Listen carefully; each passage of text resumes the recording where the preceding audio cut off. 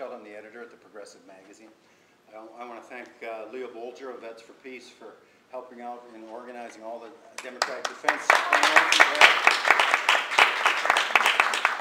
I'd like to thank Ben Manski here on my left for organizing the whole shebang here.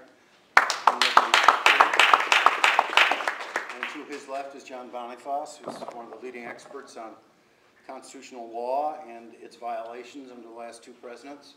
And to my right is Colleen Rowley, former FBI officer, agent, who warned her superiors that there was something kind of crazy and dangerous going on prior to 9/11, that there are these people who wanted to fly planes at 35,000 feet and didn't care about landing them. And she was ignored, and 9/11 occurred. She's since become a tremendous activist for civil liberties and for peace. So it's an honor for me to be on this panel with all three. And I think, Ben, can you start? I know you have some time constraints. I want to say, before we get going, we're not here to have a marathon 3.5-hour session. None of us is Fidel Castro, and we're going to try to make it short. We know there's a lot of good competing panels here, and we don't want to take more time of yours than we need, but we also want to have a lot of time for you to participate. So we're not going to go prattle on too long. There'll be plenty of opportunity for you to ask questions, make comments, bounce things off us, and we can have a dialogue that way. So with no further ado, Ben Manski. Sure, and I'll just say I am an attorney, and yet I came to the question of war powers not from the perspective of an attorney initially, but from the perspective of an organizer. And I was somebody who was radicalized through the peace movement, the anti-war movement against the Persian Gulf War, when I had friends in high school who were sent overseas in that war. And I was actually on the initial steering committee that became United for Peace and Justice. We organized the September 27th demonstration against the invasion of Afghanistan in 2001, just several weeks after the events of 9/11. And also the April 20th demonstration of 150,000 people against the invasion of Afghanistan in 2002 in Washington, D.C. So let it not be said that the American people, or at least a sizable number of people in this country, knew immediately what the Bush administration had in store. Folks in Congress might not have chosen to be aware of it, but certainly many people responded immediately and said no to what was evident to be an unending war on terror.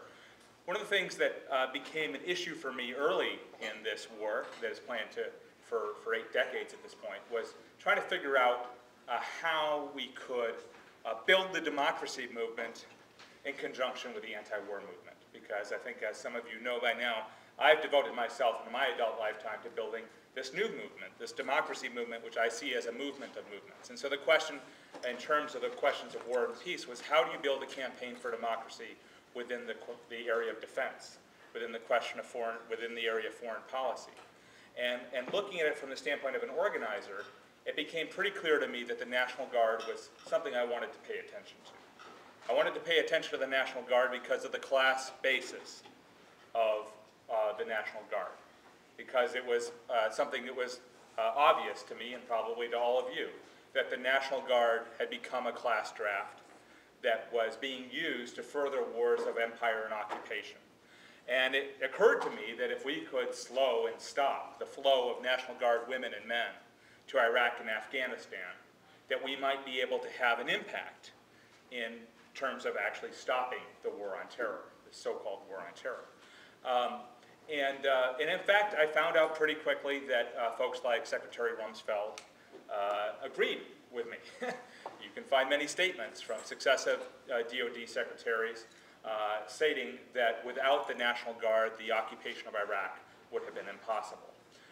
So from the standpoint of an organizer, I began to look into the law. I began applying some of my legal training from the University of Wisconsin Law School, and I researched the history of the National Guard, and I found out some things which I'd sort of known a little bit about in terms of folk history, but that as I learned more and dug more into it, were really astonishing to me. First of all, the popular myth that the United States was founded without a standing army to speak of turned out to be true. In fact, for the first 120 years of this nation's history, we did not have a large standing army in this country, and that was by design. That was part of the radical impulse of the American Revolution. There were some things about the Revolution and the Constitution that followed that were fairly reactionary, but there were other things that came from a good place. And there were folks who said, for example, that a standing army has always been, and I'm paraphrasing, has always been the mortal foe of liberties and of the Republic, right? So I think it's Elbridge Gerry of Massachusetts, a complicated guy, but who was a leading opponent of the creation of a standing army after the formation of the United States of America. And instead, there was an incredible debate about the state militias, which had been the basis, originally the colonial militias and then the state militias, that had been the basis of the Continental Army. Right? There were so-called professional soldiers who in fact were not professional soldiers. George Washington was not a professional soldier, but who were elites and who despised the militias. They were uncouth, they were uncontrollable, they insisted on electing their officers, right? And then there were others who were great advocates for the militia system and who recognized that in fact it was these colonial militias that won the initial victories of the American Revolution in Massachusetts against overwhelming odds. And what ended up happening over the course of the next 100 years was that the militia system persisted for better and for worse. And I will say that from the standpoint of labor history, I think overwhelmingly the militia system played a positive role. There were many times when the militias were called out and they refused to respond. Why? Because, for example, when you had the Pittsburgh strike in western Pennsylvania, guess who the militia members were? Guess who their family members were? They had to send in units from other parts of the country in order to suppress those strikes. And you saw that history throughout the 19th century. There were militia units that were called up in the Indian Wars. For example, Abraham Lincoln, he said the first elected office he ever held was as captain of his unit of the militia, because the militia tradition of electing your officers continued. And they were sent up to Wisconsin, and they were sort of sent around southern Wisconsin, and eventually he said, we're going home. And you can read their letters home saying, these people just want to farm, you know, and we want to farm. We've got families to take care of. So what ended up happening in the 19th century was that the militia system proved to be not very useful in conquering and occupying other peoples. And I would argue that that was as it was intended to be. And there's a much richer history to this than I have time to get into. But I will just say, I will argue that that is as it was intended to be. And that was a good thing, I think, for working people and for indigenous peoples, better than the alternative would have been. And it was a bad thing from the perspective of certain individuals. You had the Spanish-American War of 1898, right? And in that course of that war, it was found by those who had invented the causes, the pretext for that war, that again, the militias had not been very useful in wars of empire and in occupying Puerto Rico and Cuba and Guam, and particularly the Philippines. And it was decided that the old militia system had to be abolished. And we began a process of the federalization of the militia, of the federal takeover of the state militia, which had come to be called the State National Guard.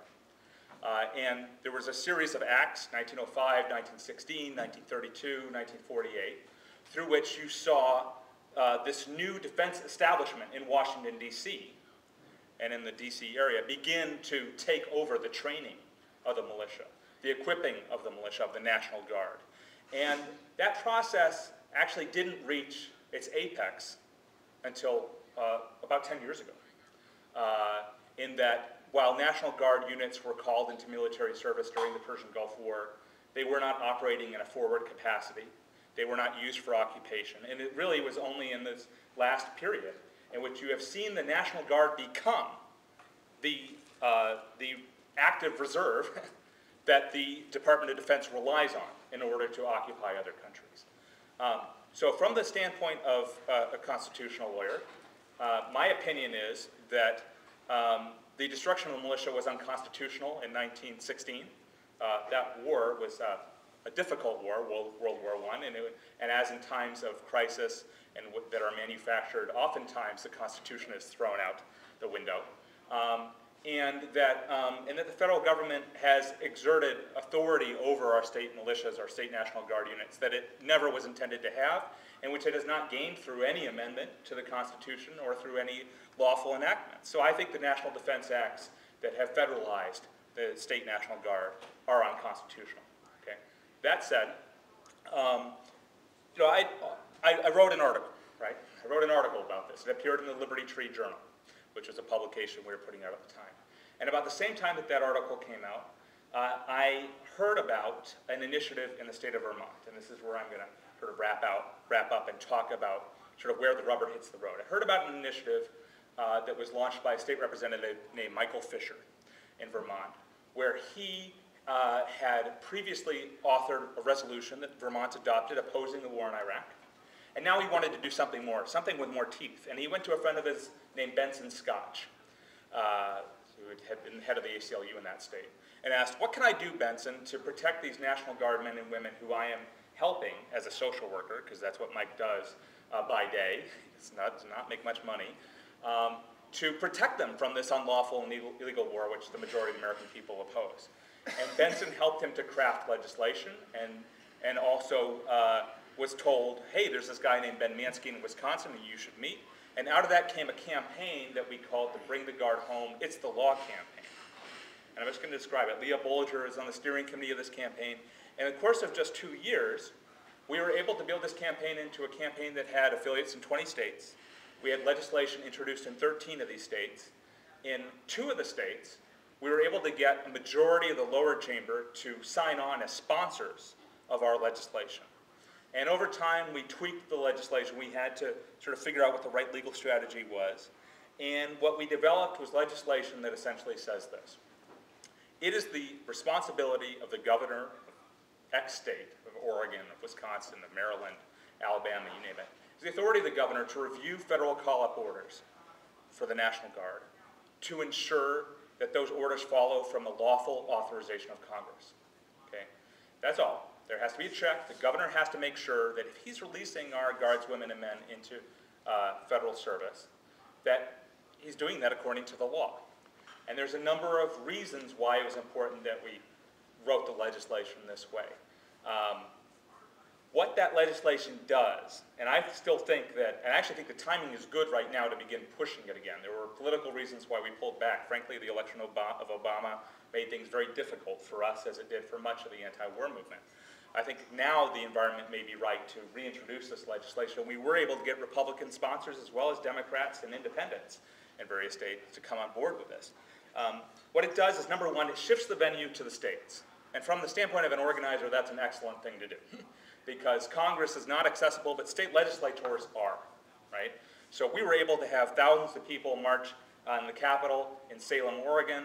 We were able to have very successful mobilizations in Wisconsin and in Maryland and Vermont, and those were the main states that were really very active around this.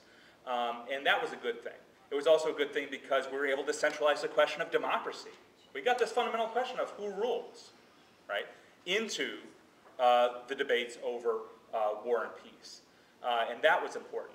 Another thing it did was it brought in the question of the authorizations for the use of military force, right? So the invasion of Iraq was based on an authorization for the use of military force by Congress that was fairly limited. They said a limited mission in Iraq. It was actually one of the few things that Congress did that was respectable in that time, in which they said, the mission in Iraq, Mr. President, is to remove Saddam Hussein and to eliminate the threat of WMDs. Well, guess what? There never were any WMDs. Saddam Hussein was out of power. George Bush arrives on the deck of an aircraft carrier, says, mission accomplished. Mission accomplished. The authorization has expired. So our strategy was based in part on putting the governor in a position where he has to say, no, that authorization has not expired. Or maybe, yes, it has, right? And then this is the third part, which I just want to raise for you in terms of this strategy. And I'll wrap up. The moment that a governor were to do that, and there were a number of Democratic governors who claimed they would do this. Bill Richardson in New Mexico, who's the governor of Schweitzer of Montana, is that his name? Schweitzer, yes. He talked about doing this, right? We wanted to put a governor in the spot where he actually had lawful authorization from the legislature backing him or her up, right? The moment that a governor did this, it puts the Department of Defense and the federal government in a difficult spot, because if they want those National Guard units, then they have to litigate. They have to go after that governor, right? And they have to bring it to the courts.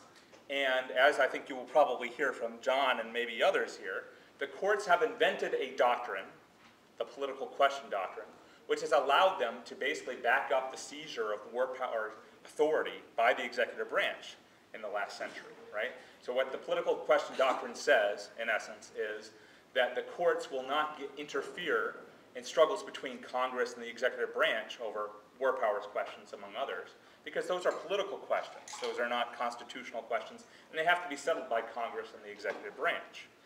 Well, if the executive branch, if the federal government has to sue a state, then the court has to decide, do they invoke the political question doctrine and say this isn't our business, in which case the National Guard doesn't go overseas?